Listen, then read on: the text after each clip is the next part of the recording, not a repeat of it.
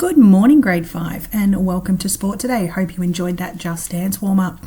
Today we're going to be working on some invasion games, which is going to work on us participating in some team sports while collaborating and communicating in a positive space, and we'll be making some adjustments along the way and modifications to the game as we go. Today's invasion game is going to be a case of Disney v Marvel. We're going to be playing crossover and see who can take over the universe. Will it be our Disney characters or our Marvel superheroes?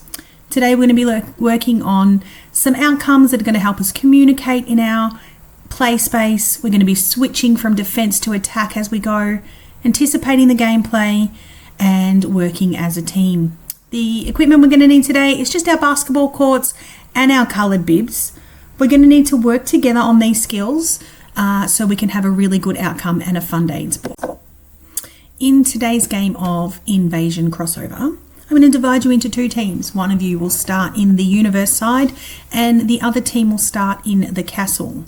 It's going to be your job to get your whole team from your universe into the other team's castle. And if you start in the castle, you want to get your whole team from the castle across into the universe.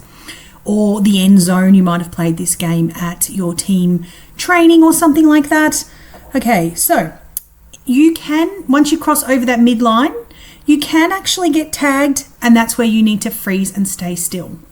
To get unfrozen so you can continue to run, someone from your team is going to need to come, walk over, grab you by the hand, and walk you back over into your safe zone.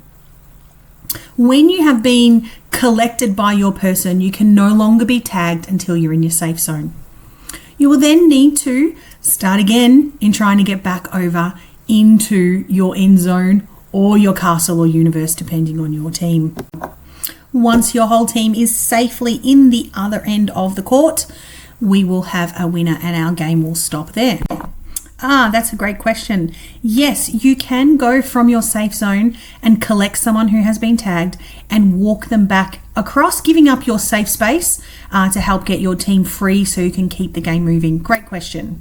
Okay, everybody freeze. Great work. Looks like the Marvel superheroes had that game won. Well done. All right, now we're going to look at making the game a little bit more strategic, and we're going to have to communicate a little bit more with our team, because now you're going to need to start in your end zone. So our superheroes are going to be starting in the universe. They're going to need to make their way all the way up to the Disney castle and then back, returning safely into their universe. And the reverse for our Disney characters. You'll be starting in the castle. All right, let's see how you can make that modification, allowing for a little bit more running and a little bit more planning, switching from our offensive thoughts to our defensive thoughts in ensuring that they don't get their players across the line to help you score the points for your team.